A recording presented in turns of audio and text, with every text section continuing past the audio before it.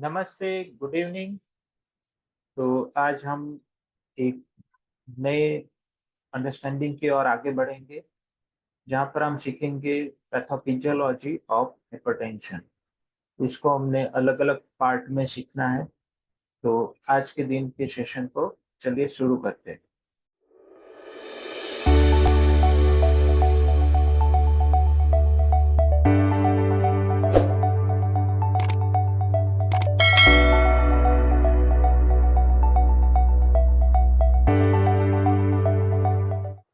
The pathophysiology of hypertension is an area which attempts to explain mechanistically the causes of hypertension, which is a chronic disease characterized by elevation of blood pressure. Hypertension can be classified by cause as either essential or secondary. Essential hypertension is a primary or idiopathic hypertension, and secondary hypertension where there is a cause behind some pathology. About 90 to 95% of hypertension is essential hypertension. Some authorities define essential hypertension as that which has no known explanation, while others define its cause as being due to overconsumption of sodium and underconsumption of potassium.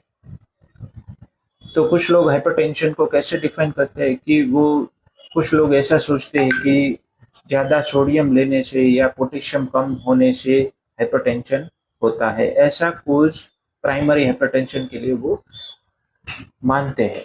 Secondary hypertension indicates that the hypertension is a result of a specific underlying condition with a well-known mechanism such as chronic kidney disease, narrowing of the aorta, kidney arteries, or endocrine disorders such as excess aldosterone, cortisol or catecholamines.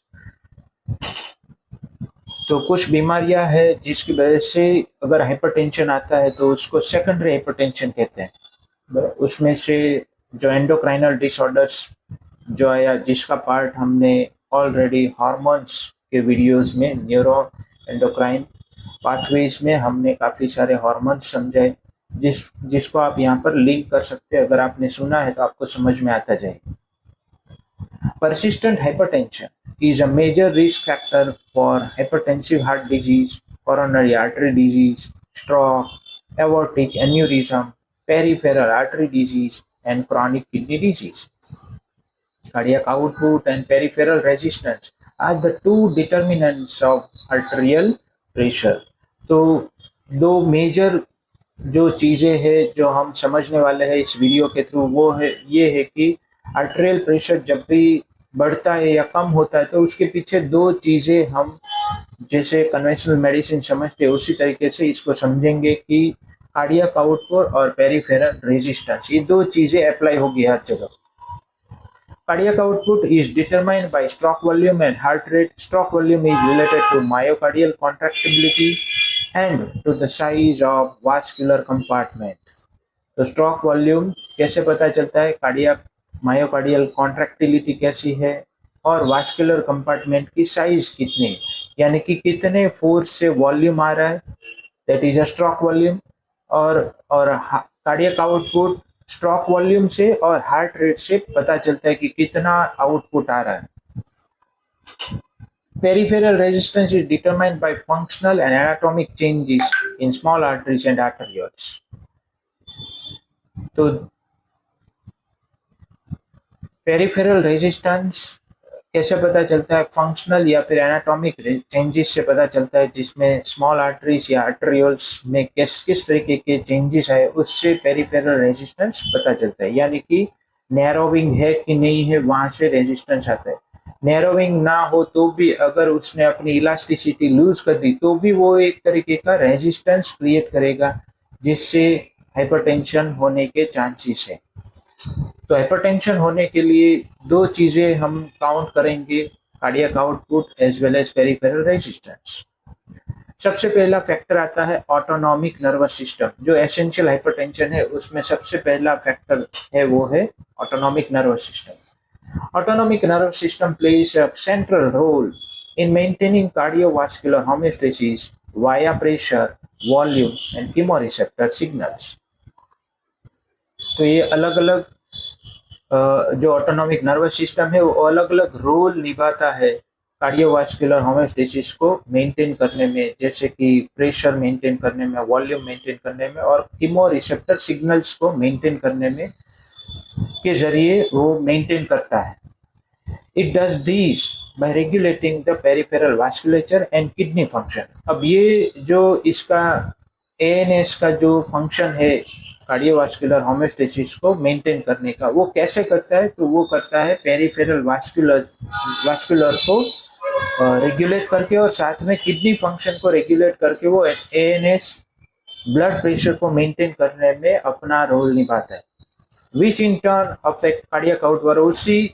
और उससे वो उसकी जो secondary impact आती है वो कहाँ पर आती है? उसकी कार्डियक आउटपुट पे, वास्कुलर रेजिस्टेंस पे एंड साथ में फ्लूइड रिटेंशन पे उसकी इफेक्ट दिखती है।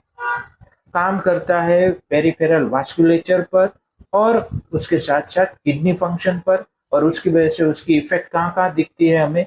हमें जो बाहर दिखाई देता है वो ये लगता है कि autonomic nervous system cardiac output control करता है, वास्कुलर रेजिस्टेंस कंट्रोल करता है और फ्लूइड रिटेंशन कंट्रोल करता है, लेकिन वो कंट्रोल करता है, उसको रेगुलेट करता है पेरिफेरल वास्कुलेचर को और किडनी फंक्शन को, और उसकी वजह से इफेक्ट यहाँ पर दिखती है।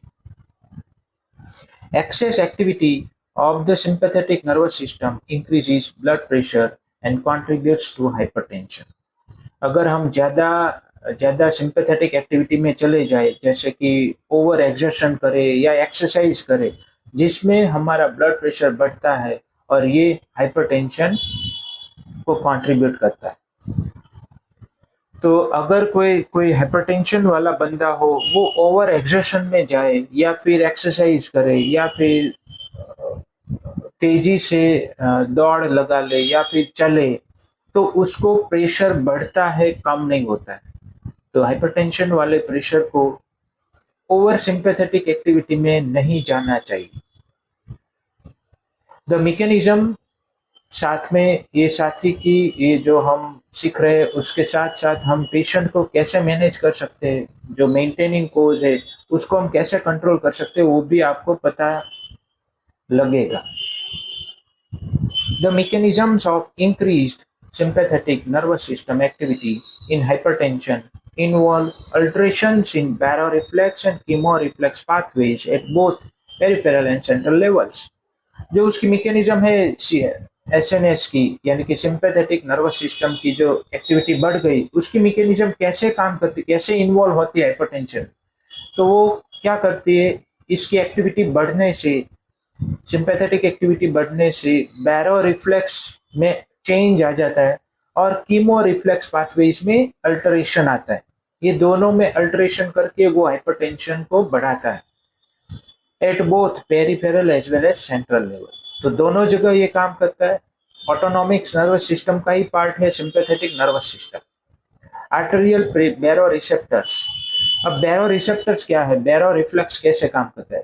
तो वो क्या है कि arterial baroreceptors are reset to a higher pressure in hypertensive patients, and these peripheral resetting reverts to normal when artery pressure is normalized। Baroreflex यानी कि जब भी हवा का दबाव कम होता है, यानी कि बैरोमीटर के जैसा ये काम करता है। जब भी हवा में दबाव कम होता है तो हमारा प्रेशर बढ़ जाता है। अगर ये बैरो रिफ्लेक्स ये ऑटोमेटिक होता है जब भी हम माउंटेन एरियाज में जाए जहाँ पर हवा का दबाव कम होता है, वहाँ पर हमारा प्रेशर बढ़ा हुआ ही रहता है। इसीलिए हायर अल्टीट्यूड्स में जाने से जो भी डिजीजेस होते हैं उसमें सिम्टम्स आते हैं नोज ब्लीड, नाक में से खून चालू हो जाना, कान में से खून चालू हो जाना। वो क्यों आता है? क्योंकि वहाँ पर हवा का दबाव कम होने की वजह से प्रेशर बढ़ जाता है, जिसकी वजह से नसें फटती है और हेमरेज हो जाता है। तो ये रीजन है क्योंकि यहाँ पर सिंपैथेटिक नर्वस सिस्टम इन्वॉल्व है और ये बैरो रिफ्लेक्स को अल्टर करता है। तो आर्टेरियल बैरो रिसेप्टर्स वो अपने उसको रीसेट कर देता है हायर प्रेशर की ओर हाइपरटेंसिव पेशेंट में, यानी कि अब थोड़ा सा भी हवा का दबाव कम हो तो इनका प्रेशर बढ़ जाता है। हाइपरटेंसिव पेशेंट्स को प्रेशर बढ़ जाता है। इसीलिए हायर एल्टीट्यूड्स में जैसे अमरनाथ की यात्रा में जाना हो तो पेशेंट को ये सब चीज़ें जो भी हाइपरटेंसिव पेशेंट होता है उनको ये तकेदारी रखनी पड़ती है, और उसकी एक स्क्रीनिंग भी होती है। जो भी जाते हैं वहाँ पर उसकी स्क्रीनिंग होती है, और उसी हिसाब से उनको एडवाइजेस दी जाती है और दवाइयाँ भी दी जाती है।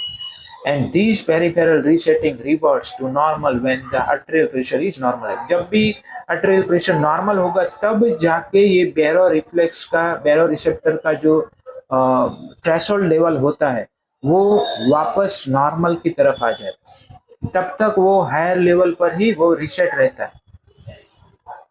Furthermore, there is central resetting of the aortic baroreflex in hypertensive patients, resulting in suppression of sympathetic inhibition after activation of aortic baroreceptor nerves। ये जो सेंट्रल रीसेटिंग है एओर्टिक बारोरिफ्लेक्स की, वो हाइपरटेंसिव पेशेंट में होता है ऐसा, और उसकी वजह से सप्रेशन ऑफ सिंपैथेटिक इनहिबिशन की सप्रेशन होती है after activation of aortic baroreceptor nerves. अब ये ऐसा क्यों होता है? क्योंकि हायर अल्टीट्यूड्स में हवा का दबाव कम होता है, यानी कि ऑक्सीजन की मात्रा काफी कम होती है, इसीलिए हमें ऑक्सीजन सांस में कम जाता है। सांस में ऑक्सीजन कम जाने की वजह से, अब कम जाएगा तो हमारी जो नॉर्मल प्रेशर और नॉर्मल सर्कुलेशन के साथ हमारे सभी अंगों को ऑक्सीजन नहीं मिल सकता। तो इसीलिए बॉडी क्या करती है, उसकी प्रेशर को बढ़ा देती है ताकि पेरिफेरल वास्कुलर रेजिस्टेंस बढ़ जाए और साथ में आर्टेरियल रेजिस्टेंस भी बढ़ जाए, और उसकी वजह से प्रेशर ज़्यादा हो जाए जिससे सर्कुलेशन फास्ट हो और सभी ऑर्गन को उसी कम ऑक्सीजन में भी पूरा ऑक्सीजन मिल पाए। तो ये कोशिश है बॉडी की अपने आप को सर्वाइव करवाने की। These baroreflex resetting seems to be mediated at least partly by a central action of angiotensin II। ये जो बैरोरिफ्लेक्स रीसेटिंग होता है वो किससे मीडिएट होता है, यानी कि इसमें और कौन कौन पार्ट लेता है? तो उसमें पार्ट लेता है एंजियोटेंसिन 2। अब वो क्या है वो हम आगे के पार्ट में हम देखेंगे। Additional small molecule mediators that suppress baroreceptor activity and contribute to exaggerate sympathetic drive in hypertension include reactive oxygen species and endothelin। ऐसे मॉलिक्यूल है, ऐसे मीडिएटर है जो हाइपरटेंशन के पेशेंट में सिंपैथेटिक ड्राइव को एग्जैजरेट करता है, यानी कि सिंपैथेटिक ओवर स्टिमुलेशन करवाता है। तो इसीलिए जो हाइपरटेंशन के पेशेंट है वो बार बार हाइपरटेंशन बढ़ के आते हैं। इसको जो हैमर सर है उन्होंने समझाया है कि हैमर सर ने समझाया वहां पर ट्रैक्स के जरिए कि ट्रैक्स वहां पर आते हैं और फिर वापस उसी सिचुएशन में पेशेंट चला जाता है। तो ये एक तरीके का यही पार्ट है जो जो इसको बार बार री ओपन करता है hypertension. Some studies shown that hypertensive patients manifest greater vasoconstrictor responses to infused norepinephrine than normotensive controls। जैसा हमने अपने न्यूरो एंडोक्राइन पाथवेज के जो हार्मोनल वीडियोस है उसमें हमने समझा कि नॉरएपिनेफ्रिन एक ऐसा हार्मोन है जो सुप्रारीनल ग्लैंड से सिक्रीट होता है और वो सिंपैथेटिक ओवर एक्टिविटी में ये काम करता है, यानी कि सिंपैथेटिक ओवर एक्टिविटी हो तब ये रिलीज होता है। नेचुरली क्योर कैसे होता है, जैसे हमने अपने ऑर्गेनॉन के वीडियोस में हमने समझा, ऑर्गेनॉन ऑफ मेडिसिन से, कि कैसे तो वो सम डिफरेंट काइंड का होगा लेकिन उसकी एक्शन सिमिलर हो सकती है और वो सेम सिचुएशन क्रिएट करता है। एक ही इसमें क्या है कि ये एक पैलिएशन जैसा है जहाँ पर सिर्फ एक ही सिम्टम को ध्यान में रख के नॉरएपिनेफ्रिन दिया जा रहा है। तो वो एक पैलिएटिव ट्रीटमेंट की तरह है जिसकी साइड इफेक्ट तो नहीं कह सकते, जिसकी जो सेकेंडरी एक्शन आएगी, वाइटल फोर्स की जब सेकेंडरी एक्शन आएगी तब वो काफी उसका और जोर से विरोध करेगा और हाइपरटेंशन और बढ़ेगा। तो कुछ स्टडीज में ऐसा देखा गया है कि हाइपरटेंशन पेशेंट में जब हम उसको नॉरएपिनेफ्रिन देते हैं, इन्फ्यूज्ड करते हैं, तो वो वेजोकॉन्स्ट्रिक्टर करता है लेकिन उसके सामने उसकी जो हाइपरटेंशन है वो काफी कम हो जाता है, नॉर्मोटेंसिव हो जाता है. And that hypertensive patients do not show the normal response to increased circulating norepinephrine levels, which generally induces down-regulation of noradrenergic receptor, and it is believed that this abnormal response is genetically inherited. Exposure to stress increases sympathetic outflow, and related stress-induced vasoconstriction may result in vascular hypertrophy, leading to progressive increases in peripheral resistance and blood pressure. तो लोग कहते हैं, doctors कहते हैं कि stress बढ़ता है तो ब्लड प्रेशर बढ़ता है, लेकिन वो कैसे बढ़ता है? तो जैसे ही स्ट्रेस आता है तो सिंपैथेटिक आउटफ्लो बढ़ जाता है, जैसा हम पहले से समझते आए हैं हमारे हार्मोनल वीडियो में, और फिर हमने समझा क्रॉनिक डिजीज से समझा, फिर हमने हनुमान सर के ऑर्गेनॉन से समझा, जीएनएम के वीडियो से हमने समझा. ये सब हम समझते आए हैं कि स्ट्रेस जब भी बढ़ता है तब सिंपैथेटिक आउटफ्लो बढ़ जाता है, और रिपीट ऐसे बार बार होने से क्या होगा, बार बार ऐसा होने से जब भी स्ट्रेस आता है तब एक बार स्ट्रेस आए तो एक बार वेजोकॉन्स्ट्रिक्शन हुआ, पेरिफेरल वेजोकॉन्स्ट्रिक्शन होगा, ताकि अंदर के जरूरी ऑर्गन को ब्लड पूरी तरह से मिल पाए, न्यूट्रिशन मिल पाए, इसीलिए वेजोकॉन्स्ट्रिक्शन होगा. बार बार ऐसा होगा, स्ट्रेस आएगा तो बार बार रिपीटेड स्ट्रेस इंड्यूस्ड वेजोकॉन्स्ट्रिक्शन से वास्कुलर हाइपरट्रोफी हो जाएगी. तो अब बार बार ऐसा होता ही रहता है तो बॉडी अपने आप को चेंज करेगी. इसको समझना है तो आपको समझना होगा biology of belief by doctor Bruce Lipton, और उसके साथ साथ आपको समझनी होगी breaking the habit of being yourself by doctor Joe Dispenza. ये दोनों की अंडरस्टैंडिंग को आपको साथ में रखना होगा, तब जाके आपको पता चलेगा कि ऐसा क्यों हो गया, बॉडी में क्यों वास्कुलर हाइपरट्रोफी आ गई, क्योंकि ये बार बार इंड्यूस्ड किया. तो एक तो उसकी जो हार्ड वायरिंग हो जाएगी नर्व्स की, और साथ में अगर बार बार एक ही तरीके का न्यूरोट्रांसमीटर सेल के पास आएगा तो फिर सेल अपने शेप को और अपनी जो रचना है उसको बदल देता है, और इससे वास्कुलर हाइपरट्रोफी इसमें डेवलप होती है. बार बार कॉन्स्ट्रिक्शन होगा तो leading to progressive increases in peripheral resistance. अगर जैसे जैसे आप फिगर में देख सकते हैं कि जैसे कोई नली को अगर हम प्रेस करें तो उसका प्रेशर बढ़ जाता है, उसमें से जो लिक्विड वाटर आ रहा है उसका प्रेशर बढ़ जाता है और दूर तक जाता है. तो वैसा ही काम हमारी खून की नलियों में हो रहा है कि अगर वास्कुलर हाइपरट्रोफी हुई, यानी कि उसकी जो दीवार है, वॉल है, वो एकदम से फैटी हो गई और मोटी हो गई, तो अंदर का जो सर्कमफेरेंस होगा जिसमें से ब्लड जा रहा है वो कम हो जाएगा, और उसकी वजह से पेरिफेरल रेजिस्टेंस बढ़ जाएगा. रेजिस्टेंस बढ़ेगा तो प्रेशर भी बढ़ेगा, और ये आप फिगर में से देख सकते हैं कि जब भी हम किसी नली को आगे से दबाए तो उसका प्रेशर बढ़ जाता है, और फिर वो प्रेशर से वो दूर तक वाटर को फेंक सकता है, एंड ब्लड प्रेशर को बढ़ा देता है. These could partly explain the greater incidence of hypertension in lower socio-economic groups. ये हमें समझाते कि जो लोअर सोशियो इकोनॉमिक ग्रुप्स हैं उनके अंदर क्यों हाइपरटेंशन के इंसिडेंसेस ज्यादा होते हैं, since they must endure greater levels of stress associated with daily living, क्योंकि उनको रोजमर्रा की जिंदगी में काफी स्ट्रेस होते हैं. Persons with a family history of hypertension manifest augmented vasoconstrictor and sympathetic responses to laboratory stressors such as cold pressure testing and mental stress that may predispose them to hypertension. जिन लोगों को family history होती है hypertension की, उनको ये जो वेजोकॉन्स्ट्रिक्टर या फिर सिंपैथेटिक ओवर रिस्पॉन्सेस होते हैं वो काफी ज्यादा होते हैं. जैसे कोई किसी ने ठंडा लगा दिया या मेंटल स्ट्रेस है, थोड़ा सा भी मेंटल स्ट्रेस आएगा तो उनको हाइपरटेंशन होने लगेगा.